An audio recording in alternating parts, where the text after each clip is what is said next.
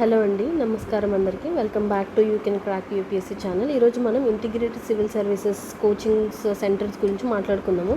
ఇది నిజంగా సిలబస్ అనేది కంప్లీట్ చేస్తారా, ర్యాంకర్స్ని వీళ్ళు నిజంగా ప్రొడ్యూస్ చేస్తారా లేదా క్రియేట్ చేస్తారా, ఓకే సో ఆర్ ట్రాపా అనేది తెలుసుకుందాం. నేను కూడా ఈ one of integrated civil services coaching నుంచి బయటకు వచ్చిన దాన్ని. So I'll tell you in detail. Please I'll request you to watch the video completely till the end. ఇది జస్ట్ వ్యూ కోసం చెప్తుంది కాదు, ఇట్ విల్ గెట్ క్లారిటీ, ఒక క్లారిటీ అనేది వస్తుంది కంప్లీట్గా చూస్తే.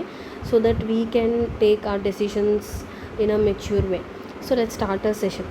ఇప్పుడు చాలా ఎక్కువగా వినిపిస్తున్నాయి ఈ కోచింగ్ సర్వీసెస్ అనేవి. ఇంటిగ్రేటెడ్ అంటే ఏంటి? ఇంటర్తో పాటు మేము సివిల్స్ కోచింగ్ కూడా ఇస్తాము, లేదా డిగ్రీ చదివిపిస్తూ మేము సివిల్స్ కోచింగ్ కూడా ఇస్తాం. దీన్ని ఇంటిగ్రేటెడ్, ఇవన్నీ కంబైన్ చేస్తూ ఇస్తామని చెప్తున్నారు.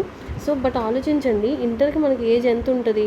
21 కూడా కంప్లీట్ అవ్వవు కదా, ఈవెన్ 18, 17 ఈ ఏజ్ గ్రూప్లో ఉంటాం. ఈ ఏజ్ గ్రూప్లో మనకి సివిల్ సర్వీస్ మీద ఒక మెచ్యూరిటీ కానీ, ఒక అండర్స్టాండింగ్ కానీ కూర్చోబెట్టి మనకి ఎక్స్ప్లెయిన్ చేసేవాళ్ళు నిజంగా కోచింగ్ సెంటర్స్లో ఉంటారు అనుకుంటున్నామా మనం? ఆ ఏజ్లో మనకు మెచ్యూరిటీ కూడా రాదు. ఆ సిలబస్ని డీకోడ్ చేసి మెయిన్స్ ఆన్సర్ రైటింగ్ 2-3 మినిట్స్లో 2-3 pages mains answer writing complete చేయాలి అంటే ఫస్ట్ ఆఫ్ ఆల్ ఆ మెచ్యూరిటీ రాదు. బట్ ఆ మెచ్యూరిటీ రాకపోయినా సరే వీళ్ళు మార్కెటింగ్ చేసుకుంటారు, వీళ్ళు మార్కెటింగ్ చేస్తారు. మన ఆశలతో, మన పేరెంట్స్ కళలతో వీళ్ళు మార్కెటింగ్ చేసుకుంటారు అనమాట. ఓకే, నేను చెప్పాను కదా, నేను కూడా అలాంటి ఇంటిగ్రేటెడ్ కోచింగ్ తీసుకొని వచ్చాను అని. ఇప్పటికీ 6 years అయిపోతుంది. సో మనం ఎక్కడున్నామని కూడా మనం ఆలోచించుకోవాలి. ఓకే, నా పేరెంట్స్ అయితే చాలా హోప్స్తో జాయిన్ చేశారు. ఇంటిగ్రేటెడ్ కోచింగ్ చదివేస్తే 3 years or 4 years పాపకి ఫుల్గా సివిల్స్ కోచింగ్ బుర్రలోకి ఎక్కిపోతుంది, దాని తర్వాత బయటకు వచ్చిన వెంటనే ఐఏఎస్ అయిపోతుంది అని చాలా కలలు కన్నారు. అంటే నిజంగా వీళ్ళు సబ్జెక్ట్ కంప్లీట్ చేస్తారు, అంత నాలెడ్జ్ ఇస్తారు అనే కలలు కంటారు ఎవరైనా సరే, పేరెంట్స్ అనేవాళ్ళు. అండ్ ఎస్పెషల్లీ మన పేరెంట్స్ ఎడ్యుకేషన్లో ఎంత మనీ స్పెండ్ చేయమన్నా సరే చేస్తారు. సో అంత పర్టికులర్గా ఉంటారు. అలాంటి పర్టికులర్గా ఉన్న మనల్ని వీళ్ళు బిజినెస్గా వాడుకుంటున్నారు అనమాట. ఫస్ట్ వీళ్ళు inter or degree syllabus complete చేస్తున్నారో లేదో తెలుసుకోవాలి మనం. ఫస్ట్ ఈ సిలబస్ అనేది కంప్లీట్ చేస్తున్నారు ఏ ఇంటిగ్రేటెడ్ కోచింగ్లో అయినా. చేస్తున్నాం రికార్డ్స్లో ఇది కంప్లీట్ అయిపోయింది. కానీ పిల్లలకి ఎక్కిందా బుర్రకి, లేదా పిల్లలకి అర్థమైందా అనేది ఎవరు అనలైజ్ చేస్తారు? ఆ 4 గోడల మధ్య హాస్టల్స్లో పెట్టేస్తే ఎవరు అనలైజ్ చేస్తారు? ఇది అర్థమైందా లేదా, ఇది కంప్లీట్ అయిందా, దీనికి ఆన్సర్ ఇలా రాయాలి, ఓకే ఇవి ప్రొబాబుల్ క్వశ్చన్స్, ఇవి ఇంపార్టెంట్ క్వశ్చన్స్ అని ఎలా అర్థమవుతుంది పిల్లలకి ఆ వయసులో? ఓకే, గైడెన్స్ అయితే జీరో ఉంటుంది ఇలాంటి కోచింగ్ సెంటర్స్లో అయితే. నార్మల్గా మనము డిగ్రీ అయిపోయిన తర్వాత టాప్ కోచింగ్ ఇన్స్టిట్యూట్స్ ఇవి అవి అని ఉంటాయి కదా, జస్ట్ 1 yearలో మనకి సిలబస్ కంప్లీట్ అయ్యేటట్టు ప్లాన్ చేస్తారు. అలాంటి కోచింగ్ అయితే అట్లీస్ట్ 40% అయినా బెటర్. ఎందుకంటే మాక్ టెస్ట్ ఇస్తాము, అవి ఇస్తాము అని కొన్ని కోచింగ్ ఇన్స్టిట్యూట్లో మాక్ టెస్ట్ కండక్ట్ చేస్తారు, గైడెన్స్ ఉంటుంది. అట్లీస్ట్ అవి బెటర్. ఐఎమ్ నాట్ టెల్లింగ్ మీరు కంప్లీట్గా వెళ్ళి అందులో జాయిన్ అయిపోయినా నేను ఎలా కూడా సజెస్ట్ చేయలేదు, ఎందుకంటే నేనే తీసుకోలేదు అలాంటి కోచింగ్ ఇన్స్టిట్యూట్స్లో. ఓకే, నేను ఇంటిగ్రేటెడ్ తీసుకున్నాను కానీ నేను కంప్లీట్ కోచింగ్ అని అక్కడ ఢిల్లీ వెళ్ళిపోవడం ఇవన్నీ మనమే చేయలేదు. So why would we suggest? మనం సజెస్ట్ చేయం. కానీ చాలామంది టాపర్స్ కూడా ఏమంటారంటే కోచింగ్ అనేది అవసరం లేదు యూపీఎస్సీ క్రాక్ చేయాలంటే. రీసెంట్గా మీకు ఢిల్లీ ఇన్సిడెంట్ గుర్తు ఉంటుంది కదా, అది రెయిన్ వల్ల చాలా ఎక్కువ వాటర్ వచ్చేసి పిల్లలు అనేది స్టడీ హాల్లో ఇరుక్కుపోయి చనిపోయారు. అప్పుడు మా పేరెంట్స్ అందరూ కూడా they felt grateful, thank God మనము కోచింగ్ అనే పేరుతో పిల్లల్ని అక్కడ పెట్టి ఇబ్బంది పెట్టలేదు అని. So then they have realised. And చాలామంది టాపర్స్ ఎప్పుడు కూడా ర్యాంకర్స్ కూడా వచ్చిన తర్వాత చాలామంది జెన్యూన్ టాపర్స్ చెప్తారు కోచింగ్ అంతే కాదు, self study is main important, 90% self study ఉంటేనే మనం క్రాక్ చేయగలము అని. బట్ ఆ గైడెన్స్ ఇవ్వరు. మెంటర్షిప్ అంటే 0. ఇక్కడికి ఎందుకు వెళ్ళావు, అదేం చేసావు, ఇది ఎందుకు ఇలా చేసావు, ఈ టెస్ట్లో ఎందుకు ఇలా వచ్చినాయి, ఇలా భయపెట్టే మనస్తత్వమే ఉంటుంది తప్ప మెంటర్షిప్ కూర్చోబెట్టి ఇది ఇలా ఎక్స్ప్లెయిన్ చేయడం, ఈ క్వశ్చన్ ఇలా రాయాలి లేదా ఇది ఇలా రాయాలి అని 1% ఉన్నా సరే గ్రేటే. ఐ ఫీల్ 1% ఆ ఎన్వైర్న్మెంట్ ఉన్నా సరే గ్రేటే. Someone will utilise it. కానీ 1% 1 స్టూడెంట్ కోసం 99% పేరెంట్స్ యొక్క మనీ అనేది వేస్ట్ అవుతుంది. ఓకే, సిలబస్ అనలైజ్ చేసి ఈ సిలబస్ ఇలా ఉంది, ప్రీవియస్ ఇయర్ అలాగ అడిగారు అని ఒక క్లాస్ రూమ్లో నీట్గా ఒక ఎన్వైర్న్మెంట్ క్రియేట్ చేసి చెప్పే ఫ్యాకల్టీని నేను చూడలేదు. ఓకే, సో సిలబస్ అనేది కూడా అంతగా ఏం చెప్పరు. మన జగన్ అంటారు కదా, అన్నీ అంతంత మాత్రమే, ఇక్కడ కూడా అంతంత మాత్రమే అనమాట. ఓకే, ఒక పెద్ద మనిషి రెప్యూటెడ్ కోచింగ్ ఇన్స్టిట్యూట్ నుంచి బయటకు వచ్చి ఆయన ఆ కోచింగ్ ఇన్స్టిట్యూట్కి హెడ్ ఏమంటారంటే ఒక వీడియోలో, మీ పిల్లలు 10th అయిపోగానే ఐఏఎస్ అయిపోవాలని ఉందా? మీ పిల్లలు ఇంటర్ అయిపోగానే ఐపీఎస్ అయిపోవాలని ఉందా? మీ పిల్లలు డిగ్రీ అయితే అనలేదు అనుకుంటా, బట్ ఏమంటారంటే మీ పిల్లలు డిగ్రీ అయిపోగానే ఐఏఎస్ ఐపీఎస్ క్రాక్ చేసేయాలని ఉందా? అయితే మా ఇంటిగ్రేటెడ్ సివిల్ సర్వీసెస్లో జాయిన్ అవ్వండి, మేము రెండు ఇది అయిపోతుంది అది అయిపోతుంది అనేసి చెప్తారనమాట. సో ఆ పెద్ద మనిషికి ఆల్రెడీ తెలుసు, అంటే 21 is the age eligibility criteria అని 21 అని తెలుసు. సో 10th అయిపోగానే ఒరే బాబు నువ్వు ఎంత కష్టపడినా సరే ఐఏఎస్ వాడు ఇవ్వడు. ఓకే, ఇంటర్ అయిపోగానే ఐఏఎస్ ఐపీఎస్ వాడు ఇవ్వడు, ఎందుకంటే 21 కంప్లీట్ అవ్వాలి కదా. అది ఎప్పుడు కంప్లీట్ అవుతుంది? డిగ్రీ అయితే 21కి వస్తాం మనం. సో ఇన్ని ఇయర్సా? 10th ఇంటర్ 2 ఇయర్స్ ఎన్ని, ఓకే డిగ్రీ 3 ఇయర్స్, ఎన్ని ఇయర్స్? 3, 4, 5 ఇయర్స్ ఇక్కడ వేస్ట్ అవుతున్నాయి. ఎందుకంత హరి మనకి? ఎందుకంత హరిగా చదవాలి? ఓకే, కొంతమంది అయితే 6th క్లాస్ నుంచి మా బాబుకి ఐఏఎస్ ప్రిపేర్ చేస్తామని అంటే తప్పు లేదు. 6th క్లాస్ నుంచి మా బాబుని లేదా పాపని ఐఏఎస్ ఐపీఎస్ చేయాలని ఉంది అని అనుకోవడం తప్పు లేదు. అప్పటి నుంచి అనుకుంటూ మనకు ఒక క్లారిటీ వస్తుంది. కానీ అప్పటి నుంచి రుద్దకూడదు కదా వాళ్ళని, స్ట్రగుల్ చేయించకూడదు. 1 ఇయర్ నువ్వు కన్సిస్టెన్స్ ఆర్ 1.5 ఇయర్ కన్సిస్టెంట్గా కూర్చుంటే ఆ 1-2 ఇయర్స్ వచ్చిన క్వశ్చన్ ప్రిపేర్ అయిన టాపిక్సే ఎగ్జామ్లో వస్తాయి. అందుకని నీకు 6th క్లాస్లోని మనము చదివి నోట్స్ రాసి పేపర్ కటింగ్స్ చేసుకొని అవి అడుగుతాడో లేదని గ్యారెంటీ లేదు. కానీ అప్పటి వరకు మెంటల్ టార్చర్ అవుతుంది కదా స్టూడెంట్స్కి. ఓకే, సో అంత హరి వద్దు. సో మన డ్రీమ్స్ అనేవి వాళ్ళ బిజినెస్. ఓకే, మనం కళలుగా అంటాము, ఆ కళల్ని వాళ్ళు బిజినెస్గా చేసుకుంటారు. ఇది దీని భాగవతం. ఓకే, సో ఆ హాస్టల్లో పెట్టేసి లాక్ చేసేసి ఎక్కడికి వెళ్ళినెవరు, ఏం చేయనివ్వరు, అక్కడికి ఎందుకు వెళ్ళావు, ఇక్కడికి ఎందుకు వెళ్ళావు. ఓకే, చాలా ఓల్డ్ మైండ్ సెట్ ఉంటుంది, లిబరల్గా ఉండదు ఐ ఫీల్. సో యూపీఎస్సీ అనేది ఎప్పుడు కూడా 4 గోడల మధ్య చదివేది కాదు.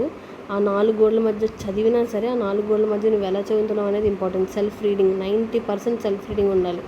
మిగతా 10% గైడెన్స్, మెంటర్షిప్. ఓకే, ఎవరైనా ఇలా కాదు బాబు ఆన్సర్ ఇంట్రొడక్షన్ తర్వాత బాడీ ఇలా రాయాలి, బాడీలో ఇన్ని పాయింట్స్ రాయాలి, దాని తర్వాత 5 మార్క్స్కి అయితే ఇలా పాయింట్స్ రాయాలి. చూడండి మన అఖిల్ బుద్ధి అన్న కూడా చాలా వీడియోస్ పెడుతూ ఉంటారు. సో అది గైడెన్స్ అంటే. ఇంకా చాలా టాపర్స్ కూడా సెల్ఫ్గా వచ్చి యూట్యూబ్లో టెలిగ్రామ్లో కూడా చాలా మనకి గైడెన్స్ ఇస్తూ ఉంటారు, మెంటర్షిప్ కూడా ఇస్తూ ఉంటారు. అది గైడెన్స్ అంటే. అలాంటి గైడెన్స్ ఉండాలి.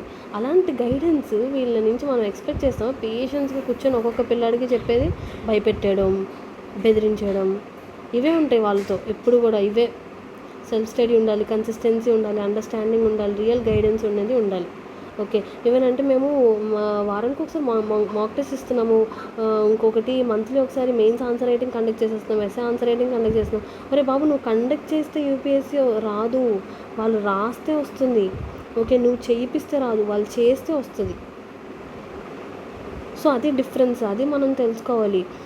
సో స్ట్రగుల్ చేస్తే వస్తుంది, కానీ లక్షలు కడితే మాత్రం ఇది రాదు. లక్షలు కట్టి 10 సంవత్సరాల తర్వాత వచ్చింది బెటరా, లేదా 1-2 ఇయర్స్ నువ్వు గట్టిగా చదివి నీకు వచ్చినా రాకపోయినా ఆ కాన్ఫిడెన్స్ లేదా ఆ స్ట్రగుల్ నీకు ఎంతో నాలెడ్జ్ గెయిన్ అనేది చేస్తుంది. అది ఆ సాటిస్ఫాక్షన్ అనేది ఇంపార్టెంటా. ఓకే, సో ఈ కోచింగ్ ఇంటిగ్రేటెడ్లో జాయిన్ అవుతే మటుకు మా హాబీస్ అనేవి మర్డర్ చేసేస్తారు వీళ్ళు, కంప్లీట్గా మర్డర్ చేసేస్తారు. మనకి సింగింగ్, డాన్సింగ్, పియానో లేదా గిటార్ ఇవన్నీ ప్లే చేయాలని ఉంది. ఎస్పెషల్గా హాస్టల్లో ఉన్న వాళ్ళకైతే చాలా మెంటల్ టార్చర్ అనేది ఉంటుంది. మమ్మీ డాడీకి దూరంగా, సిటీకి ఆర్ విలేజ్, మన ఊరు మన వాళ్ళకి దూరంగా ఉండాలంటే చాలా మెంటల్ టార్చర్గా ఉంటుంది. మన మెంటల్ టార్చర్ ఫ్రెండ్స్తో కూడా సరిగ్గా టైం స్పెండ్ చేయరు. సో అలాంటి టైంలో మనకు హాబీస్ అనేది చాలా ఇంపార్టెంట్. ఒక బుక్ రీడింగ్ కానీ, ఈ బుక్ ఎందుకు చదువుతున్నావు, ఇక్కడ ఎందుకు ఆడుకుంటున్నావు, లోపలికి వెళ్ళి చదువుకో. సో ఇవి వాళ్ళు నేర్పిస్తారనమాట. సో హాబీస్ అనేవి కంప్లీట్గా చచ్చిపోతాయి. ఈ హాబీస్ ద్వారా మీరు ప్లాన్ బి కూడా ఏర్పరచుకోవచ్చు. చాలామంది మిస్గైడ్ చేస్తారు, ప్లాన్ బి అనేది చేతకానాలు చేస్తారు అంటే చేతకానాలు కాదు, ప్లాన్ బి అనేది ఖచ్చితంగా ఉండాలి. మనం లైఫ్లో ఉన్నది మనం చేతకాని వాళ్ళమా లేదా చేతనైన వాళ్ళమా నిరూపించుకోవడానికి కాదు, మనకు నచ్చింది మనకి ఇష్టమైంది చేయడానికి, అది మన లైఫ్. సో హాబీస్ ద్వారా ప్లాన్ బి కూడా ఉంటుంది. చాలామంది గిటార్ ఇష్టం లేదా జిమ్కి వెళ్తారు డైలీ. సో వాళ్ళకి యూపీఎస్సీలోనో స్టేట్ పిఎస్సీలోనో నోటిఫికేషన్ రావడం లేట్ అవ్వడం కానీ ఇంకేమవడం కానీ వాళ్ళు ప్లాన్ బి డెవలప్ చేసుకుంటూ వాళ్ళు ప్రిపేర్ అవుతారు. ఎంతమంది లేరు మదర్స్ క్రాక్ చేశారు. Okay, 32 year old mother crack చేశారు, ఒక చిన్న బాబుని ఇంట్లో పెట్టి వదిలేసి వచ్చి. సో వాళ్ళు క్లియర్ చేయలేదా, ఇంటిగ్రేటెడ్లో జాయిన్ అయ్యి క్లియర్ చేశారంటారా. సో అప్పటి వరకు మీరు స్కిల్స్ డెవలప్ చేసుకోండి. ఐ స్ట్రాంగ్లీ సజెస్ట్ ఇంటర్ బాగా చదవండి, ప్లస్ హాబీస్ డెవలప్ చేసుకోండి. Piano hobbies, swimming, dancing, and degree చదవండి, హాబీస్ డెవలప్ చేసుకోండి. వీటి చేస్తూనే మీరు ప్లాన్ బి అనేది మీకంటూ మీకే ఒక కొత్త ప్లాన్ బి ఉంటుంది. అంతేగాని అక్కడికి వెళ్ళి ఇక్కడికి వెళ్ళి మళ్ళీ కోచింగ్ జాయిన్ అయ్యి మళ్ళీ ఇన్స్టిట్యూట్లో పడి మళ్ళీ ఏదో టెక్నాలజీకి సంబంధించినవి కోచింగ్ తీసుకొని మళ్ళీ స్టార్టింగ్ జీరో నుంచి చేసే కన్నా బెటర్ మీరు ఇంటర్లోని, 10th డిగ్రీ వరకు మీరు ఫుల్ హాబీస్ ఇవన్నీ చదువుకుంటూ హాబీస్ డెవలప్ చేసుకోండి. దాని తర్వాత డిగ్రీ ఇప్పుడు 2 years కంప్లీట్ అయిపోతుంది అనగా మీరు సెల్ఫ్ స్టడీ చేయండి. సిలబస్ గురించి బాగా తెలుసుకోండి. సిలబస్ ఏం చెప్తుంది, సిలబస్ తర్వాత ప్రీవియస్ ఇయర్ క్వశ్చన్స్, ఈ టాపిక్లోంచి ఇది ప్రీవియస్ ఇయర్ క్వశ్చన్, లేదా మెయిన్స్ ఆన్సర్ రైటింగ్ మీరే చేయండి. ఎంతమంది నేను యూట్యూబ్లో చెప్పేవాళ్ళు, అవన్నీ కూడా మీరు 10 సార్లు అలా వీడియోస్ చూస్తూ మీరు సెల్ఫ్ ఎక్స్ప్లోర్ చేస్తూ ఇవన్నీ చేస్తుంటే మీకు అవగాహన వస్తుంది. అప్పుడు మీకు ఎవరు చెప్పినా సరే మా పాప లేదా మా బాబు లేదా మీరే ఒక స్టూడెంట్ అయితే మటుకు లేదు మీరు చెప్తుంది రాంగ్, ఇది రైట్, సో మీరు చెప్తున్న బుక్ రాంగ్, నేను చెప్తున్న బుక్ రైట్. ఎందుకు అంటే టాపర్స్ వీడియోస్, టాపర్స్ ఏం చెప్తున్నారో బాగా గమనించండి. ఆన్సర్ రైటింగ్ ఎలా రాయాలో ఇవన్నీ మీరు సొంతంగా తెలుసుకోవడానికి ట్రై చేయండి అప్పటి వరకు. సో దాని తర్వాత డిగ్రీ తర్వాత కూడా ఇంటిగ్రేటెడ్ చదివిన వాళ్ళు చాలామంది డిగ్రీ తర్వాత కూడా ఢిల్లీకి వెళ్ళాలా, లేదా హైదరాబాద్లో అశోక్ నగర్లో ఉండాలా, లేదా ఈ ఇన్స్టిట్యూట్ ఆ ఇన్స్టిట్యూట్ అని మళ్ళీ కోచింగ్ సెంటర్స్కి వెతుక్కుంటారు. ఇందులో మనం డిగ్రీలో ఇంటిగ్రేటెడ్లో అంత కోచింగ్ లేదా అంత డబ్బులు కట్టి లక్షలు చదివించినా సరే మళ్ళీ డిగ్రీ ఎంటర్ అయిన తర్వాత నెక్స్ట్ కోచింగ్ సెంటర్ ఏంటి అనేది వెతుక్కుంటూ ఉంటారు. బికాజ్ వాళ్ళకి ఇక్కడ సరిగ్గా అవగాహన అనేది బిల్డ్ అవ్వలేదు కాబట్టి. సో ఈ హాబీస్ ఇవన్నీ ప్లాన్ బి అనేది పర్సనాలిటీ డెవలప్మెంట్ అవుతుంది. మనకు కూడా ఇంటర్వ్యూలో కూడా అడుగుతారు పర్సనాలిటీ డెవలప్మెంట్ గురించి. సో ఈ హాబీస్ అనేది కంప్లీట్గా చంపేస్తుంది అది ఇంటిగ్రేటెడ్ సర్వీస్ జాయిన్ అయితే మటుకు. సో ఇది నా రియల్ లైఫ్ ఎక్స్పీరియన్స్. నేను ఇంటిగ్రేటెడ్లో నేను గెయిన్ అయిందే దానికన్నా లాసే నాకు ఎక్కువ ఉంది. Okay, including with money. నాకు చాలా బాధ అనిపించేది, మా నాన్న సంవత్సరం లక్షలు కడుతున్నా సరే నాకు ఒక ఆన్సర్ రైటింగ్ రాకపోవడము, లేదా ఒక ఆప్షనల్ అయితే అసలు కంప్లీట్ చేయరు అనుకుంటా నాకు తెలిసి. ఆప్షనల్ గురించి ఒక సరిగ్గా ప్రాపర్ గైడెన్స్ లేకపోవడము. So I felt very bad and I really don't want further students ఈ ఇంటిగ్రేటెడ్ అనే ట్రాప్లో జాయిన్ అవ్వడం నాకు నిజంగా ఇష్టం లేదు. I won't suggest at all. Okay, please ఈ వీడియో ఖచ్చితంగా పేరెంట్స్ అండ్ పిల్లలు ఖచ్చితంగా చూస్తున్నారని నేను భావిస్తున్నాను. Please don't kill your hobbies, please don't kill your mind. Okay, ఆ 4 గోడల మధ్య వెళ్ళి మనం ఇది చేద్దామని కాదు. అట్లీస్ట్ మీకు నిజంగా కోచింగ్ తీసుకోవాలని ఉంది. ఎవరు కూడా టాపర్స్ కూడా ఏం సజెస్ట్ చేస్తారంటే కంప్లీట్గా కోచింగ్ తీసుకోవద్దని కాదు, వాళ్ళు అయితే నెససరీ అని చెప్పరు. ఓకే, సో కోచింగ్ తీసుకోవద్దని చెప్తారు, కానీ మన మైండ్ సెట్ అనేది డిఫరెంట్ ఉంటుంది కదా. చాలామంది మైండ్ సెట్ అనేది డిఫరెంట్ ఉంటుంది.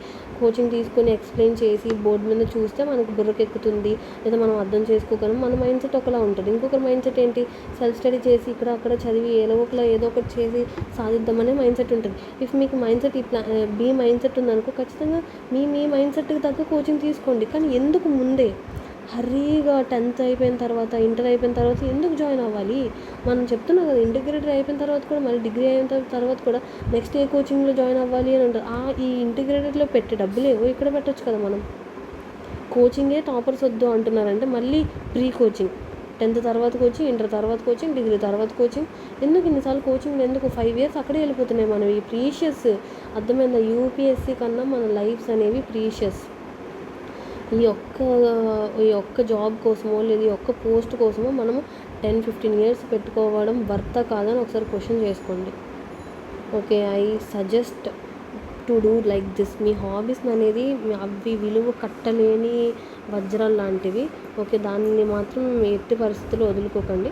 So this is what I really want to tell with parents and students.